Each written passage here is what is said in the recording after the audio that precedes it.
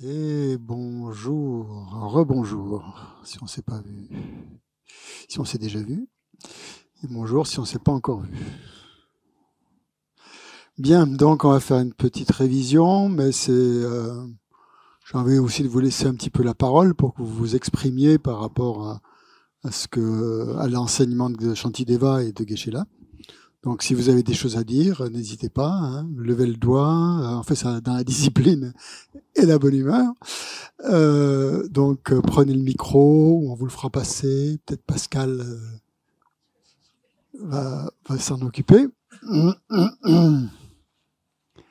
D'accord. Donc juste une petite remarque qui m'est venue tout à l'heure par rapport à la pratique du Dharma. On a l'impression que quand on rencontre des difficultés, des problèmes dans notre vie, on en rencontre immanquablement, on a l'impression que ça fait obstacle à notre pratique du Dharma, qu'à notre pratique du Dharma, et quelque part, on aimerait bien que notre pratique du Dharma soit, que tout aille bien, quoi, en fait. Qu'on soit dans la félicité tout le temps, qu'on soit dans la compassion, l'amour, la bienveillance, qu'on soit, voilà, on a un peu cet a priori, je dirais, de vouloir que puisqu'on pratique le Dharma, tout devrait bien se passer pour nous. Les autres devraient être finalement pas à notre service, mais bien nous comprendre, être compréhensifs et nous aider dans notre pratique. On a un peu cette vision un peu naïve, un peu des choses, qu'à partir du moment où on pratique le Dharma, eh ben, tout devrait aller pour le mieux pour nous. Et quand on rencontre des difficultés, des adversités, des gens qui contrarient notre... T'as un message, Nicolas? Non. Des gens qui contrarient notre... entre guillemets, notre pratique, ça y est, on perd complètement ses moyens. On se dit mais non, ça va pas, c'est pas ça que pratiquer le Dharma. Cette personne, cette situation, elle vient à l'encontre de ce que je dois faire. On est un petit peu déboussolé face à ces problèmes qui nous arrivent, parce que quelque part on a cette impression. C'est complètement naïf, et je trouve, hein. Mais on est comme ça, on fonctionne un petit peu de cette manière, que voilà. On a reçu telle ou telle pratique, on fait telle ou telle initiation, on fait ça, et puis voilà, quand même, hein. On ne devrait pas rencontrer des conditions adverses, on ne devrait pas rencontrer des difficultés, puisqu'on pratique le Dharma. C'est impossible. Eh ben non, on en rencontre quand même. Et peut-être même qu'on en rencontre encore plus quand on pratique le Dharma, parce que finalement on développe des capacités comme ça, hein. On va peut-être accepter des choses qu'on n'aurait pas pu accepter il y a 10 ans auparavant, qui nous auraient complètement déboussolés. Et donc parfois on a l'impression que quand on pratique le Dharma, eh ben, on rencontre encore plus de difficultés que d'habitude. Alors on se dit ah ouais, bah c'est ça, on purifie ceci, cela, nanana, c'est voilà, on a toutes sortes de discours là-dessus, hein, toutes sortes de réactions. Et donc ce chapitre sur la patience en fait de Shantideva est vraiment incroyable, parce que il nous enseigne que finalement c'est ça la pratique. C'est la meilleure des pratiques qui soit, en fait, d'être confronté à des difficultés. C'est la meilleure des pratiques parce que c'est déjà un test. Ça nous permet de voir un petit peu où on en est dans notre développement personnel, on va dire, ou des développements de nos voilà, des principes qu'on essaye d'appliquer, l'amour, la compassion, la bienveillance, etc. Donc c'est un peu un test. Et puis c'est tout à fait dans l'ordre des choses de rencontrer des difficultés. Qui ne rencontre pas des difficultés dans le samsara, hein, qui? Mais on a cette impression que voilà, le fait de pratiquer le dharma, c'est comme si on voulait être tout d'un coup hors du samsara. Et que voilà, ben non, on est encore dans le samsara, donc on rencontre ces conditions adverses. Et donc ce chapitre est là pour nous montrer, pour nous dire que finalement ces conditions adverses et entre guillemets ennemis, qui apparaissent comme des ennemis, sont très très très très précieuses. Voilà. Donc c'est un peu changer pour nous aider à changer notre regard par rapport à l'adversité. Donc pourquoi elles sont précieuses? Et bien justement parce qu'elle nous invite à regarder ce qui se passe dans notre esprit quand on rencontre tel ou tel problème. Et comme le disait Geshe-la, c'est parfois des toutes petites choses qui nous contrarient. Hein, des choses qui sont vraiment minimes, hein, vraiment mineures. Si on regarde les difficultés qu'endurent d'autres personnes, par exemple, on est quand même assez bien lotis. On n'a pas vraiment de motif de se plaindre, mais une toute petite chose, ou quelqu'un qui nous regarde de travers, ou qui nous donne qui dit un propos, qui nous dit quelque chose qu'on n'aime pas, voilà. C'est tout de suite, notre esprit va se troubler. Il va y avoir comme une espèce de voile qui va se produire, et là, on ne sait plus quoi faire quelque part. Et justement, donc, ce chapitre est là pour nous donner des remèdes, en fait, comme des raisonnements, en fait, pour essayer d'appliquer. En tout cas, la première chose à faire dans ce cas-là, c'est vraiment de regarder son esprit, hein, comme l'a dit Geshe-la, d'être courageux, quelqu'un a dit, je crois, courageux, d'avoir le courage de regarder son esprit et de ne pas rétorquer ou de réagir ou voilà, mais juste. Et c'est ça en fait, un des bienfaits de la pratique, c'est d'avoir suffisamment de recul pour pouvoir être à même de réagir d'une manière saine et juste par rapport à ce qui nous arrive. Et comme le dit, je sais plus si c'est Shantideva ou Geshe-la, mais ça se mélange un peu. On ne cultive pas la patience face à un médecin par rapport à quelqu'un qui nous veut du bien. Hein, c'est pas ça. Hein, et quelqu'un qui nous aide. Ces personnes qui nous aident, elles vont pas nous aider. Elles nous aident apparemment parce que voilà, elles nous apportent une aide qui nous plaît, quelque chose qui nous plaît. Mais la patience, on va devoir la pratiquer uniquement avec des personnes qui nous causent des préjudices ou qui ont des intentions malveillantes. Alors après, tout dépend comment on juge les intentions de cette personne. Et donc là, bien sûr, il y a toutes sortes d'enseignements sur la transformation de l'esprit qui nous enseignent comment transformer justement les pensées pour pas avoir de la malveillance partout, par exemple. On peut avoir un esprit tourné d'une certaine façon qui voit les problèmes, qui voit des problèmes là où il y en a pas. Hein. Ça, on est très fort hein, pour ça, pour voir des problèmes là où il y en a pas. Parce que pourquoi ? Ben parce que Geshe-la l'a dit, nous sommes très très très susceptibles. Nous sommes très très. Il y a beaucoup de jalousie en nous déjà. Hein. Donc si quelqu'un est a l'air d'être supérieur à nous et qui nous dit quelque chose que nous n'aimons pas, on va se sentir blessé, on va se sentir attaqué. Et donc ça c'est Geshe-la l'a dit, c'est la preuve c'est vraiment la preuve si nous ressentons cette espèce de susceptibilité qui s'élève en nous, c'est la preuve que nous sommes pas exclusivement, mais essentiellement préoccupés par nous-mêmes. Et donc, on est à 1000 lieues, finalement, de la véritable pratique d'un bodhisattva qui doit être plus préoccupé par les autres que par lui-même. Donc ça, c'est un peu le test, en fait, que va nous... justement comment nous amener ces situations qu'on rencontre, voir qu'est-ce que ça évoque en nous, qu'est-ce que ça éveille en nous, et ça va éveiller souvent, donc ça éveille le chérissement de soi. Donc la première chose à faire justement dans l'entraînement à la patience, c'est de ne pas être affecté par de petites situations désagréables.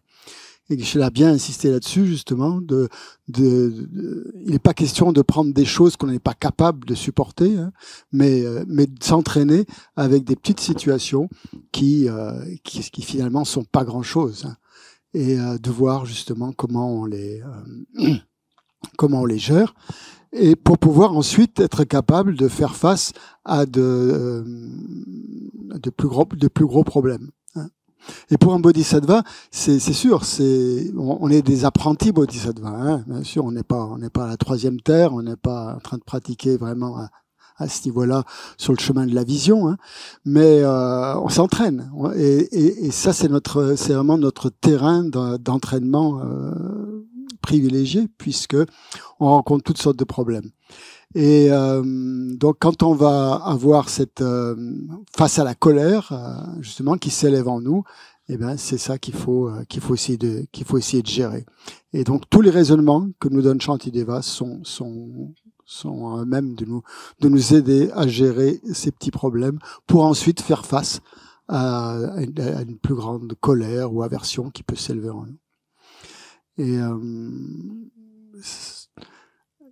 Lama-Zopa Rinpoche insistait beaucoup justement sur le fait de développer la patience, hein, puisque c'est son nom. Et il disait qu'en fait c'était vraiment notre pratique là de nous entraîner à cela. Et pour les grands êtres réalisés qui sont vraiment à des niveaux, quand ils rencontrent des situations qui paraissent adverses, ils sont extrêmement contents parce qu'ils ont la chance, enfin la chance. Quelqu'un comme voilà, je sais pas, le Dalai Lama il y a très peu de gens qui leur créent des situations adverses, hein, puisque finalement ils sont quand même assez, donc ils gèrent tous ces problèmes là. Mais si jamais quelque chose ou quelqu'un ou une situation adverse arrive, c'est pour eux c'est quelque chose de formidable. Et Rinpoche racontait une histoire une fois où je crois que c'était Dharamsala à la suite d'un entraînement. Il y a un lama ou un geshe, je sais pas qui l'avait regardé de haut et il décrit comment cette personne a l'air de regarder Lama-Zopa comme un moins que rien. Et là, Lama-Zopa a senti quelque chose en lui qui s'éveillait comme un soupçon de millisecondes de peut-être, de je sais pas quoi, de chérissement de soi, je vais pas dire ça, mais il a senti que voilà que l'autre éveillait en lui une petite problème, une petite adversité. Et le lendemain, il l'a invité à Tushita, il lui a offert des cadeaux, il lui a offert plein de choses magnifiques quoi, pour lui témoigner de sa reconnaissance parce qu'il lui avait montré un petit point peut-être d'après lui, hein, qu'il n'avait pas résolu. Bien sûr, c'était pour nous qu'il disait ça. Mais bon. Lui, c'était pas le cas. Bon, donc voilà pour ce qu'on peut dire là-dessus. Comme idée principale dans ce que Geshe-la a développé aujourd'hui, donc et hier aussi, c'est en fait l'égalité entre les Bouddhas et les êtres. Donc ça, c'est un des points principaux de voir finalement cette égalité entre les deux. Que les deux, en fait, aussi bien les êtres ordinaires que les Bouddhas sont des objets de vénération. Pourquoi ? Alors là, il y a plusieurs arguments qui sont donnés. Et vous vous souvenez, qu'est-ce que vous diriez alors ? Pourquoi les deux sont des... Oui, pardon, 104, tu levais la main, il y avait une question ? Oui, il y a une question sur Zoom plus tard. Je ne sais pas si tu voudrais finir avec... Ouais, je vais finir avec ça, puis oui, quand j'aurai un trou... on devra oui. Que je saurais plus quoi dire. Vas-y. Ouais, donc, quelles sont alors pourquoi les deux sont des objets de vénération ? Allez, essayez de vous souvenir de tous les arguments, de tous les raisonnements qu'a donné Shantideva et Geshe-la. Pas besoin de faire de longues phrases. Hein. Ouais. Il y en a un, il me semble que c'est parce que les deux nous font progresser sur la voie. Sur la voie. Ok, bon. Les êtres nous permettent de justement développer notre patience. Développer notre patience. S'entraîner. Et la patience, c'est une des perfections que l'on doit développer pour être jusqu'à la bouddhéité. Hein, C'est grâce aux êtres qu'on va développer la patience, pas grâce au Bouddha. Ok. Et les Bouddhas... Je sais pas, marche. Oui. Et les Bouddhas nous enseignent comment s'entraîner à la patience en nous donnant la méthode. Très bien. On a les instructions. Donc on a les instructions. Oui. Et les êtres, ce sont les personnes à qui et sur le terrain, on a les êtres. Patience. Sur le terrain, on a les êtres. Ça. Et les situations que créent les êtres, les situations difficiles que créent les êtres. Ouais. Ok. Donc les deux sont égaux. D'un côté, les Bouddhas qui donnent les instructions, de côté, les êtres qui nous permettent d'appliquer ces instructions.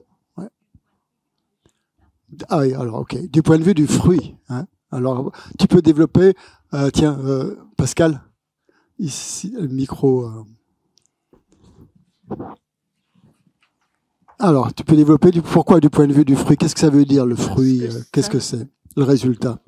Ça signifie que du point de vue de qualité, ils n'ont pas les qualités développées par les Bouddhas, mais ils ont le potentiel de nous aider à atteindre la bouddhéité. Le potentiel. C'est-à-dire en tant que condition, ouais.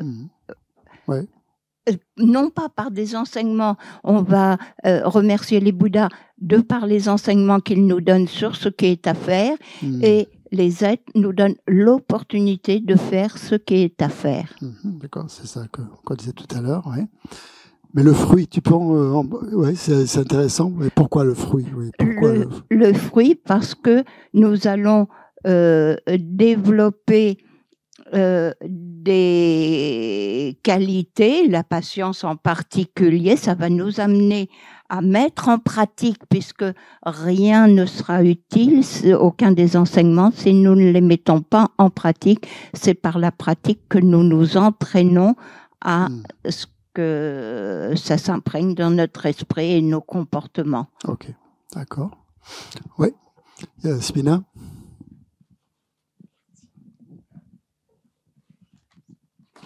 Donc les qualités, ils sont différents. Les êtres, je résume. Les êtres et les Bouddhas sont différents par leurs qualités. Hein. Les qualités des Bouddhas sont infinies, on dit, et les qualités des êtres, bon, mais ils sont semblables en ce qui nous permettent d'obtenir le fruit, en fait, c'est-à-dire toutes les qualités d'un Bouddha. C'est grâce aux êtres qu'on va obtenir le fruit, c'est-à-dire les qualités d'un Bouddha. Oui, Yasmina? Moi, j'avais pas compris ça par rapport aux fruits. J'avais compris que comme les êtres sont l'objet de notre pratique, enfin, c'est eux qui vont nous permettre d'obtenir la bouddhéité, aussi par la pratique des 6 perfections. Donc, qu'on les remerciait en leur donnant leur fruit, justement, le fruit enfin, parce que c'est eux qui sont la cause. Donc, ce sont eux qui récolteraient le premier fruit, en fait. Moi, j'avais compris ça. Ils sont la cause et ils récolteraient le fruit. C'est eux qui récolteraient le fruit, c'est pas nous. Comment dire, je pensais à la gratitude, quoi. À la gratitude. C'est un autre thème qui viendra plus tard. En fait, c'est la gratitude. Oui, effectivement. Oui, ouais, tout à fait. Ouais. André, non, je t'ai vu lever la main. Non, pardon. Tu te grattais la tête. Pascal, non. Ok, pas d'autre idée là-dessus. Par rapport aux fruits aussi, ça fait référence aussi à la nature de Bouddha. Hein. Cette nature de Bouddha, en fait, finalement, qui est en tous les êtres et qui est le fruit, en fait. Aussi. La nature de Bouddha, c'est à la fois le potentiel, hein, et c'est aussi le fruit. C'est les deux. Puisque dans la nature de Bouddha, il y a Bouddha, forcément. Donc, cette nature de Bouddha, c'est ça quand toutes les qualités sont manifestées, eh bien, on devient Bouddha.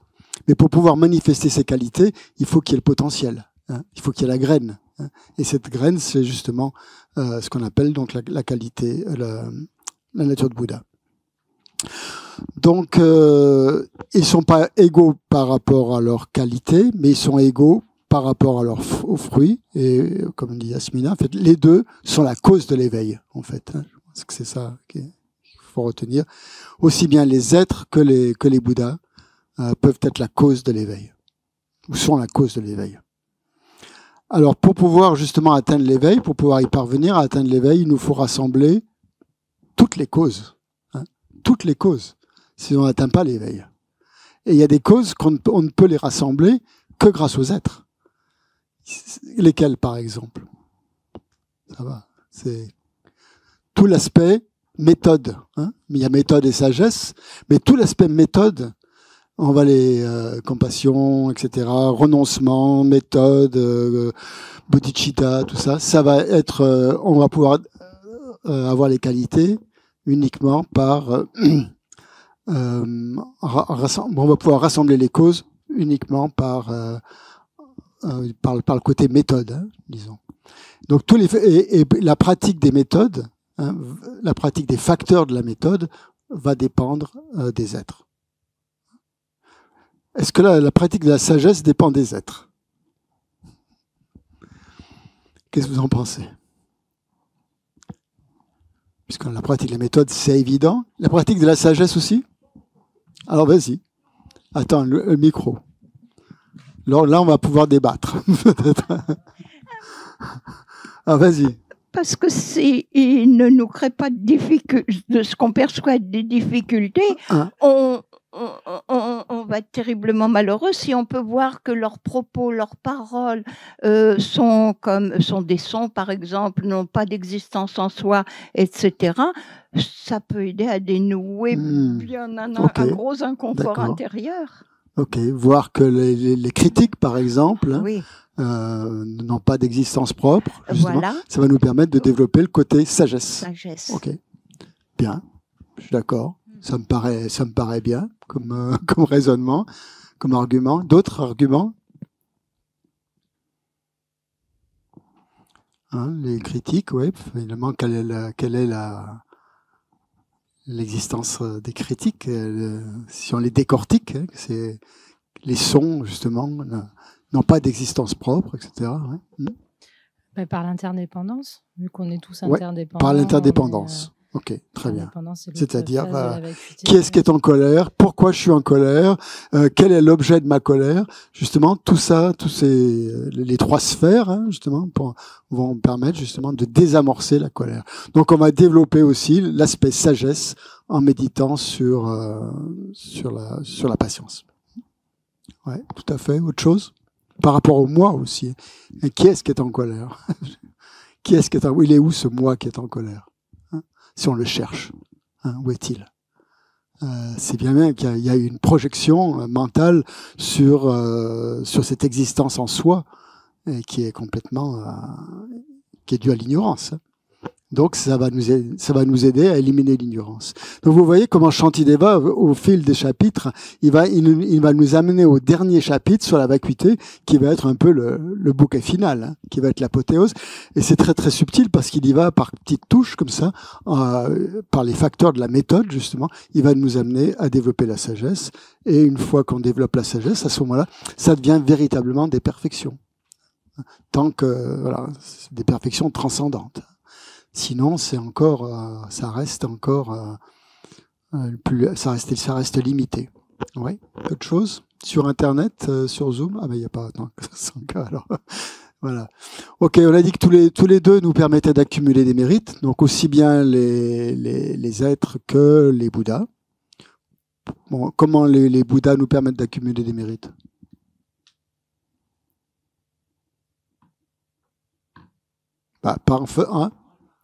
En leur rendant hommage, les offrandes, les prosternations, toutes les pratiques de base. Avec quoi? En aimant les Bouddhas, en honorant les Bouddhas, en respectant les Bouddhas. Aimer. En aimant les Bouddhas. Prenez le micro parce que moi je ne vous entends pas et sur Internet non plus. Alors. Oui, j'ai bien dit en aimant parce qu'il me semble que Geshe-la, il a parlé d'aimer, de les aimer aussi. Oui. Aimer les Bouddhas. Alors qu'est-ce que ça veut dire aimer les Bouddhas? Parce que comme il a parlé aussi Shantideva, il parle que les Bouddhas sont égaux aux êtres. Donc si on aime les Bouddhas comme on aime les êtres, déjà. Si on aime les Bouddhas comme on aime les êtres, ou si on aime les êtres comme on aime les Bouddhas. D'accord. Voilà. Et déjà c'est une bonne chose. Ouais. C'est une bonne chose, d'accord. Oui. Vas-y, Sangha.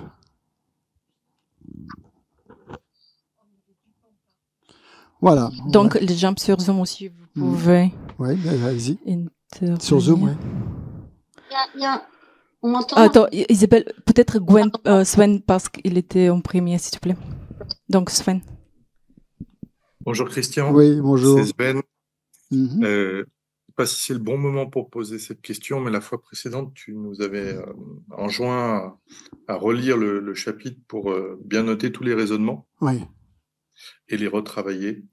J'avais une question sur une strophe précédente, qui est la strophe 75, qui dit, c'est sur la réjouissance. Or, celles-ci ne sont pas si douloureuses et accomplissent le grand d'un saint. Il convient alors de ne ressentir que de la joie quant à ces mots qui dissipent les peines des êtres. Et autant la réjouissance, je comprends le sens de la strophe. Par contre, c'est sur ces mots qui dissipent les peines des êtres. Est-ce que tu peux nous réexpliquer en quoi les mots dissipent les peines des êtres? De quels mots s'agit-il? Or, Alors, comme pour je des peux mots te- infiniment moindres, de vastes desseins sont parachevés, je dois seulement me réjouir de ces souffrances qui dissipent le malheur du monde. Je sais plus de quoi on parlait là en fait. Pour la satisfaction de mes désirs, j'ai enduré 1000 fois le feu de l'enfer, mais n'ai accompli ni mon propre bien ni celui d'autrui. C'est-à-dire toutes les souffrances qu'on a pu endurer, aussi fortes et intenses soient-elles, en fait, n'ont pas servi à me libérer, hein, finalement, puisque je suis encore dans le samsara. Elles n'ont pas non plus servi à libérer autrui. Et comme des mots infiniment moindres, de vastes desseins sont parachevés. En endurant des souffrances moindres que celles-ci, eh bien, on peut développer en soi donc la compassion et aider les êtres. D'accord, donc quand on dit dissipe les peines des êtres, en fait, c'est pas la progression que nous avons en acceptant les mots que nous pouvons être utiles aux autres. Mais il n'y a pas une dissipation en soi par la... Voilà. Une dissipation en soi, c'est-à-dire c'est la tournure qu'on a dans la nef des enfants des vainqueurs, c'est pas le il même convient alors texte. de ne ressentir que de la joie quant à ces mots qui dissipent les peines des êtres. C'est écrit comme ça dans la version que j'ai moi, qui est la nef des enfants des vainqueurs aux éditions. Je pense que c'est que bon, pour dissiper les souffrances des êtres, on n'est pas obligé d'endurer forcément des souffrances extrêmement difficiles, quoi. Hein, on peut juste endurer tout ce qui se présente, et c'est pas forcément des grandes souffrances. Hein, je pense que c'est ça que ça veut dire. Merci Christian. Okay. Qu'est-ce que je voulais dire encore? Il y a autre chose par rapport à ça? Ah oui, les êtres ne possèdent qu'une partie des qualités des Bouddhas. Hein. Mais sur quoi c'est intéressant comme argument, les êtres ne possèdent qu'une partie des qualités du Bouddha, donc forcément au niveau des qualités ils sont pas égaux, mais du fait qu'ils ont la nature de Bouddha, qu'ils ont ce potentiel de devenir Bouddha, en fait, c'est comme si potentiellement ils avaient toutes les qualités des Bouddhas.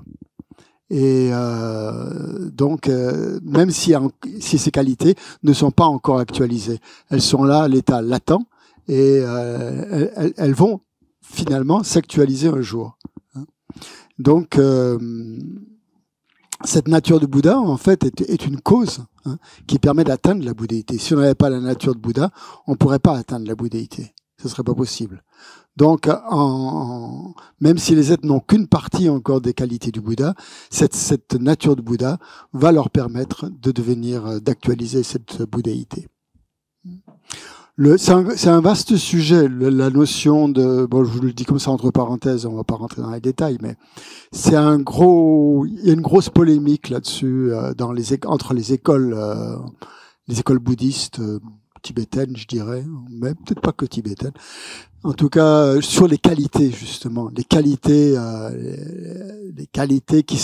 où elles sont ces qualités? Est-ce qu'elles sont déjà en nous? Est-ce qu'elles sont déjà dans la nature de Bouddha, c'est-à-dire pleine et entière, ou est-ce que ces qualités vont petit à petit se développer pour devenir de véritables qualités de Bouddha? Il y a il y a une polémique là-dessus. Il y en a qui disent que non, on n'est pas des Bouddhas, donc les qualités de Bouddha ne sont pas là. On est des êtres ordinaires, on n'est pas des Bouddhas, donc les qualités vont se développer. Et d'autres qui disent, si, la nature de Bouddha a déjà en elle-même toutes les qualités. Il suffit de la révéler, et à partir du moment où cette nature de Bouddha, elle est révélée, toutes les qualités apparaissent spontanément. Ça, c'est une manière d'interpréter la célèbre strophe de Maitreya qui dit dans le Gyulama, il n'y a rien ici, où il n'y a rien à développer, où il n'y a rien à accroître, et il n'y a rien à enlever. Hein. Il n'y a rien à ajouter, et il n'y a rien à enlever. Tout est parfait tel quel. Et donc ça, cette strophe-là a été interprétée dans le contexte de la nature de Bouddha pour dire que cette nature de Bouddha, c'était pas quelque chose qui se développait. C'était pas un potentiel en voie de développement, comme on le voit parfois, mais quelque chose de pleinement déjà développé. Alors là, c'est une grosse polémique. Hein. On va pas rentrer là-dedans, mais voilà. Bon, c'est juste pour vous montrer que moi, personnellement, je la lis un petit peu comme ça, mais c'est pas peut-être pas l'avis de son kappa, j'en sais rien. Je m'en remets donc à la façon dont Geshe-la l'interprète et où les Gelugpa, Chandrakirti, tout ça l'interprètent, c'est-à-dire que c'est un potentiel qui est en train de se développer. On n'a pas les qualités de Bouddha. Voilà. D'après l'autre méthode, ces qualités sont juste voilées, elles ne se développent pas et elles se révèlent quand on atteint l'éveil. Mais c'est déjà là. Donc finalement, les êtres possèdent déjà les qualités de Bouddha et donc ça les rend quand même égaux. Ça, c'est une manière de voir aussi par rapport à la nature de Bouddha. Ouais. Autre chose par rapport à ça? C'est par rapport aux qualités, à l'égalité entre les deux. Bon. Donc, comment? Oui, prends le micro. Ouais. Aussi sur Zoom, il y a après des questions. Christian. Ouais. Après, il y a aussi Zoom. Question, ouais. Juste pour dire, peut-être il y a un côté qui va être plus appuyé sur ce qu'il faut abandonner pour justement révéler cette nature de Bouddha. Et l'autre, ça serait plutôt ce qu'il faut développer. Un petit peu... Oui. Les deux, c'est bien. Oui, mais lorsque l'on a cette phrase de Maitreya qui dit il n'y a rien à ajouter, il n'y a rien à enlever, ben voilà, on est tranquille. On a l'impression qu'on est Bouddha. Mais bon, donc on peut se concentrer justement sur cette bouddhéité, sur cette nature de Bouddha, ou ce Rik, il l'a appelé Rik, c'est-à-dire, ce mot est difficile à traduire en Rik, c'est ce potentiel. Alors, il y en a qui disent potentiel, mais il y en a qui disent non, c'est pas un potentiel, c'est une filiation. Dès que moi je préfère le terme filiation, ça veut dire une filiation, ça veut dire qu'à partir du moment, par exemple, un prince qui vient au monde, il a la filiation royale. Il va devenir roi à un moment donné. Hein. Il a déjà, même s'il n'est pas encore roi, il a, on va dire, ce potentiel, ouais, je sais pas, cette filiation à la royauté. Il va forcément devenir roi à un moment donné. Enfin, forcément, je vois Pascal qui dodeline. Il peut se passer plein de choses, hein, bien sûr.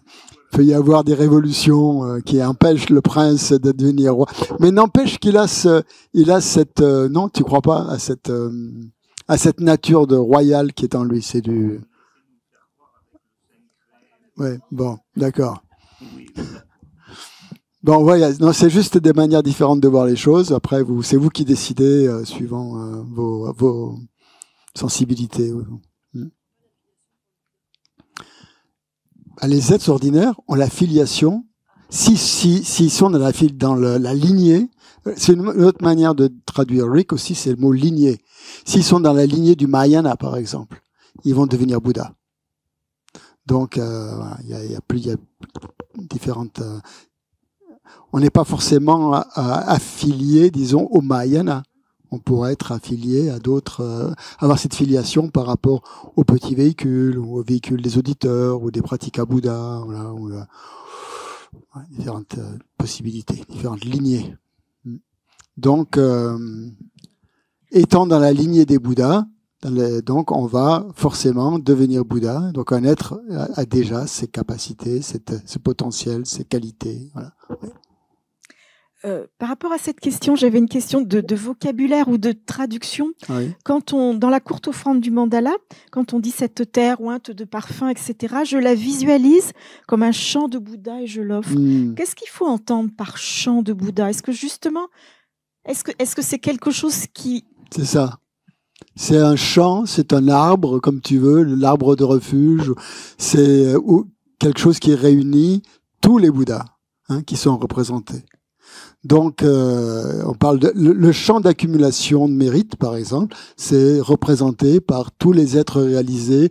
Alors là, toutes les lignées, la vaste conduite, la lignée de la vue profonde, la lignée directe, la lignée indirecte, toutes les déités qui sont autour des 4 classes de tantra, les différentes classes de bodhisattva ou de pratika Bouddha ou d'auditeurs, les protecteurs qui sont, c'est ça, le champ de Bouddha. Par rapport à la traduction, à ce qu'on entend en français, un champ, c'est un endroit où on cultive, où on pousse, voilà. Où on cultive oui. Des qualités. Donc le champ de mérite, c'est un champ qui permet de cultiver des qualités, d'accroître des mérites. Et c'est pour ça que Shantideva Geshe a dit, on parle aussi de champ des êtres. Le champ des êtres est aussi un lieu, si tu veux, une source d'accumulation de mérites. Même si on les représente pas comme ça. Hein. C'est pas par rapport à eux, c'est nous dans notre relation à eux qui cultivons ce potentiel. C'est ça, ouais. Mais si tu le vois du côté de la nature de Bouddha aussi, tu peux te dire, bah oui, puisqu'ils ont la nature de Bouddha, il n'y a pas de différence. Qu'on parle de Bouddha ou de nature de Bouddha, il y a Bouddha dans les deux, hein, si tu veux. Donc, ils ont aussi en eux-mêmes cette nature. Alors, est-ce que cette nature, elle existe intrinsèquement? Les Gelugpa, surtout pas. Mais pour les autres, oui. C'est la seule chose pour les Rangtong, les Shantong, oui, c'est la seule chose qui existe intrinsèquement. Tout le reste, c'est vide. Donc, ça va très loin. Donc là, on est. Dites pas ça à Geshe-la, parce que là, vous allez le faire allumer. Hein. Je vous préviens. Merci.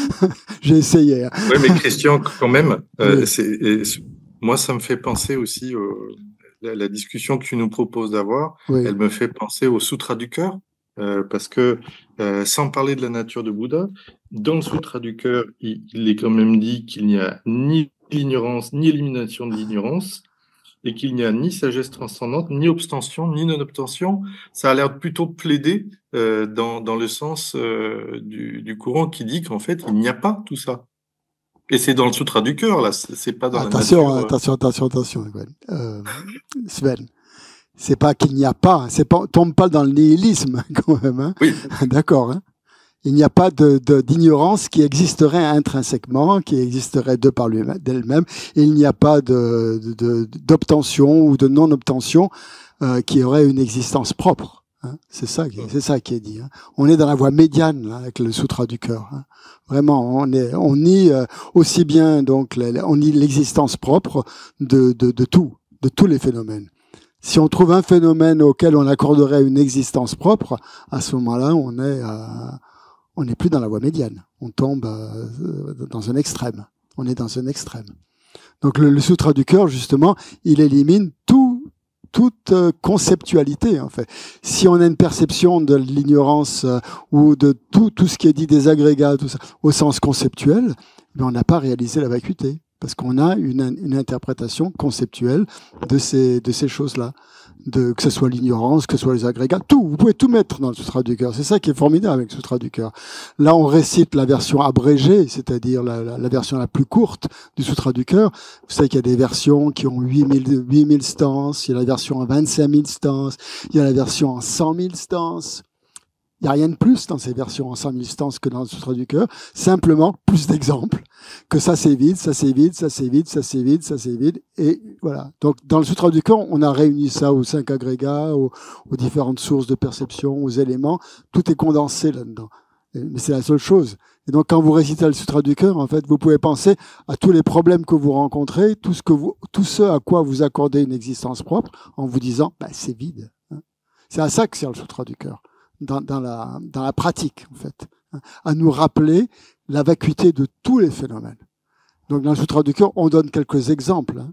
Voilà, mais à vous aussi d'amener vos propres exemples. C'est comme ça qu'on va réfléchir sur le Sutra du cœur. Donc, si pour nous l'ignorance, elle a une valeur en soi, ben non, on est dans l'erreur. Hein. Si l'obtention de l'éveil a pour nous une valeur intrinsèque, on est encore dans un extrême.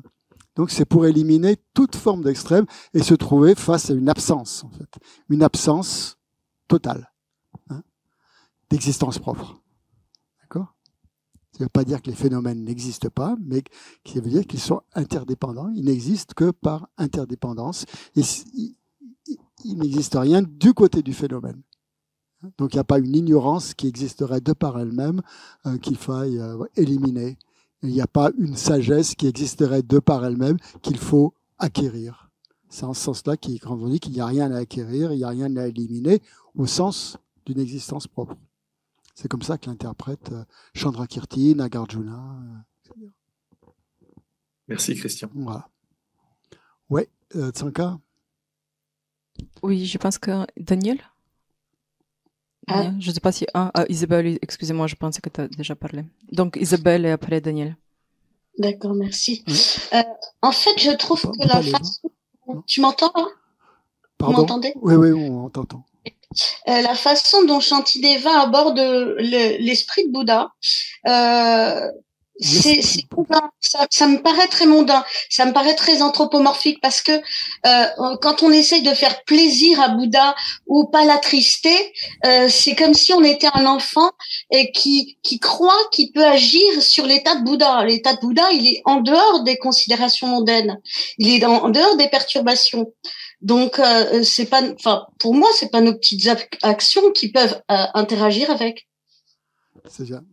Merci, c'est un point que je voulais aborder avec vous justement. Comment vous réagissez par rapport à ça justement quand on.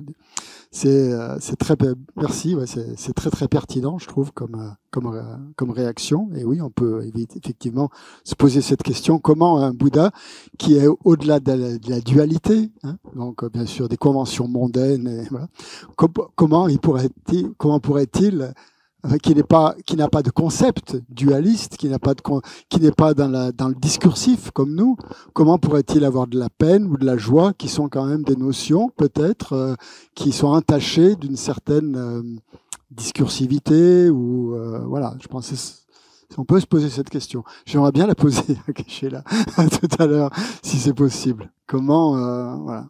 Vous voyez ce que je veux dire par ça, c'est que justement cette bouddhéité, justement, comment elle peut être affectée par si un Bouddha est complètement impartial envers tous les êtres, comment il peut être affecté si on nuit à certains êtres et pas d'autres, comment il a cette émotion peut-être ou cette affectation, je sais pas comment, non, affection par rapport à ça. Comment peut-il avoir une réaction discursive, je dirais, émotionnel. On peut dire que c'est pas émotionnel, je sais pas. C'est une question intéressante. J'avoue que je n'ai pas la réponse. C'est aussi quelque chose qui m'interroge. Voilà. Il y a aussi Daniel sur Zoom. Oui. Vas-y. Attends. Oui, il y a Daniel qui a. Ouais. Oui, bonjour. Bonjour Daniel. Merci. Bonjour tout le monde. Bonjour Christian. Par rapport à la vacuité, il y a la strophe 126. Il est écrit « Voyant l'essence des êtres comme tels ». Et c'est le mot « essence » qui me, comment je peux dire, qui m'interpelle. Qui chagrine un peu. Comment c'est la strophe 126. Ouais. Ben justement, Valérie a demandé à Geshe-la de préciser parce qu'elle comprenait pas elle non plus ce que ça venait faire là, cette essence. Donc, il a fait référence justement à cette nature de Bouddha qui est là.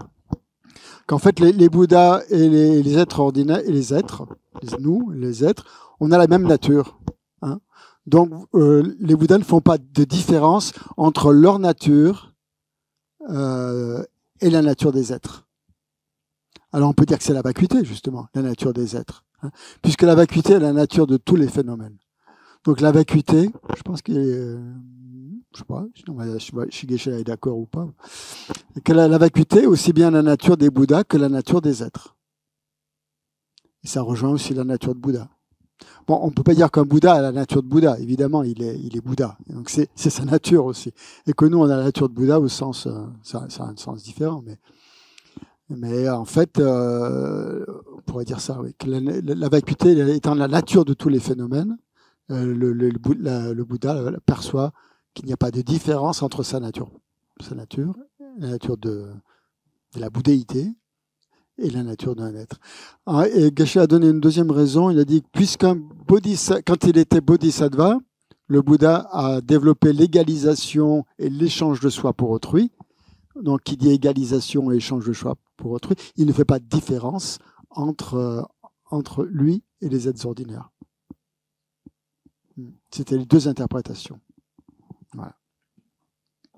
Christian, moi, c'était par rapport, pour revenir à la question avant, la personne sur Zoom qui parlait de... Oui. C'était un peu étonnant, ce Bouddha donc, qui serait réjoui ou qui serait mécontent un petit peu de ce que l'on fait. Et je me demandais si ce n'était pas simplement un niveau de compréhension, un moyen habile un petit peu pour réunir des disciples qui auraient besoin d'entendre ça. Pour faire un petit peu la peur ou une foi un peu aveugle. Et certains disciples, ça peut leur parler que ça, et d'autres moins. Oui, c'est une interprétation, je pense qu'on peut, puisque le Bouddha adapte les Bouddhas ou les Shantideva adaptent son discours à différents types d'êtres qui seront guidés par différentes méthodes. Que ça serait une méthode, justement, la méthode de la crainte. Hein. Fumez-tu, hein, par exemple. Voilà. En faisant peur aux gens, on évite qu'ils créent des choses négatives. Voilà. En disant les Bouddhas seront mécontents si vous faites ça. Pour certains types d'êtres, ça peut être dissuasif. Peut-être sur ceux qui n'ont pas trop étudié. Pour ceux qui n'ont pas trop étudié ou ceux qui n'ont pas de ou même ceux qui ont étudié ou qui ont trop étudié. Exactement. Mais si Geshe-la demande qu'on pose des questions, j'essaierai de la poser. Si vous êtes d'accord, si ça vous parle. Parce que je trouve que c'est un point délicat et peut-être que on va voir ce qu'il en dit lui. Quelle est son interprétation. Dernier point, l'hypocrisie. C'était intéressant aussi, j'ai trouvé, de faire justement quand d'un côté on prend refuge dans les Bouddhas et puis on dit je vais suivre vos instructions, je vais appliquer toutes les règles et tout ça de la prise de refuge et tout ça. Et puis si en même temps on est complètement on maltraite les êtres, finalement on est complètement en porte-à-faux par rapport à cette promesse qu'on a faite au Bouddha, et d'accepter, de le prendre comme refuge et de suivre justement les préceptes de la prise de refuge. Pour le roi, ça va? Est-ce que l'interprétation vous avez compris l'histoire du roi, là, l'analogie? Ça a été un peu vaseux, un petit peu. Hein. J'avoue que ce qui est dit en fait, c'est que si les hommes de main d'un roi vous tabassent, dans une manif par exemple, il faut pas donne pas le micro. Il faut pas s'en prendre à la police parce qu'au-dessus il y a encore plus fort que la police et vous allez finalement ça va mal se passer pour vous. Donc il vaut mieux accepter finalement et ne rien dire. C'est ça. Et que parce qu'en fait, ces hommes de main sont protégés par un roi ou une entité supérieure. Et parallèlement, donc les êtres, il faut pas s'en prendre, faut pas maltraiter les êtres parce que les êtres sont protégés aussi par les Bouddhas. Les Bouddhas protègent les êtres. Je pense que à un niveau simple, on peut le prendre comme ça. Ensuite, pensez aussi que par rapport au roi.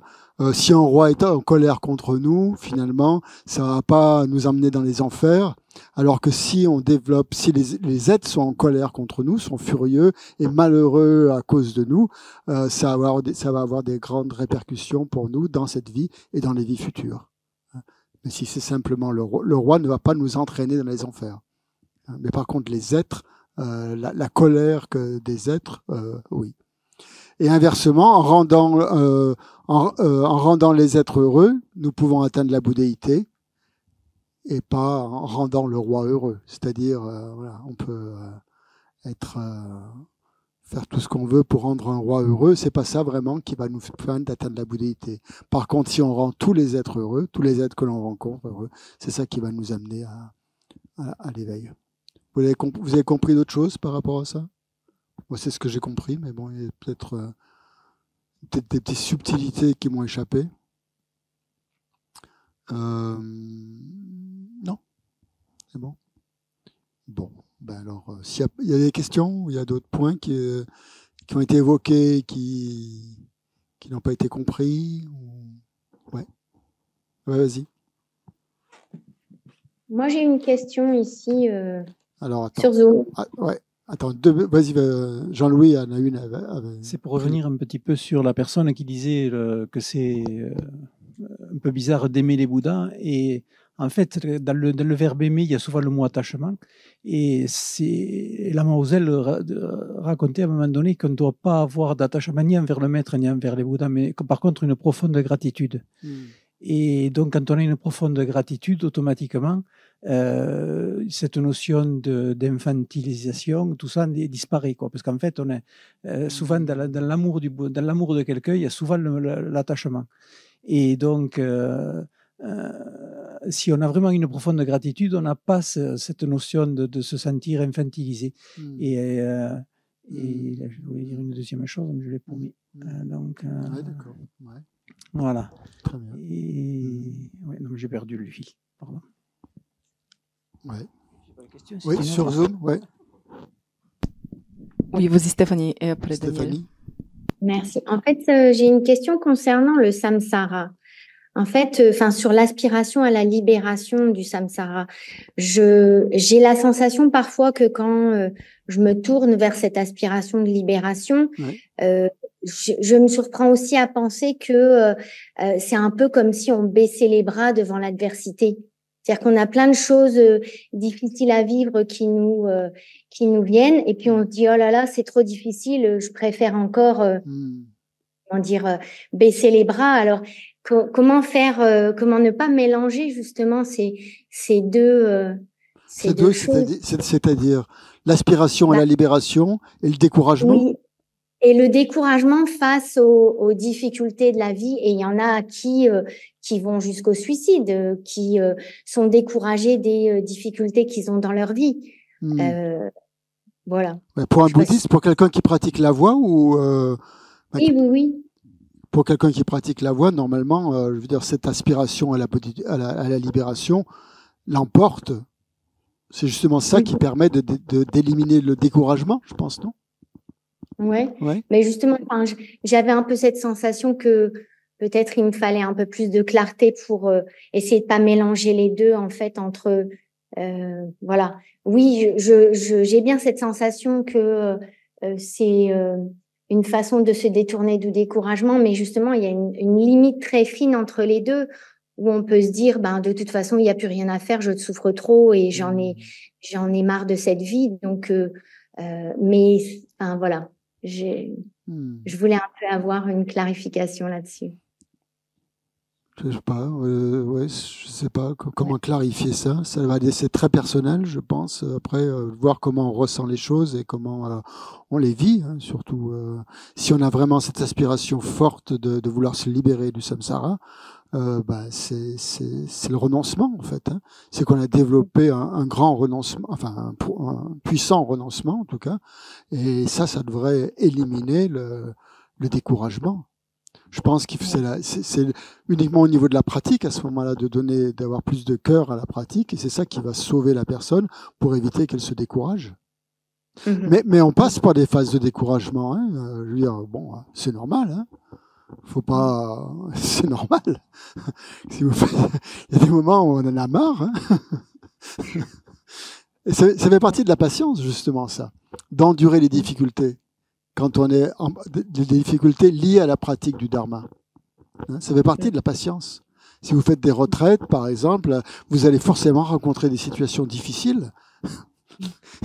Et justement, on en parlait tout à l'heure. Et ça, là, justement, la patience, ça va être d'endurer les situations difficiles et de passer outre. Et ça, ça va venir du renoncement, de la bodhicitta. Il y a plein de choses. On a plein de flèches là, qu'on peut mettre, qu'on peut utiliser pour développer pour empêcher le découragement.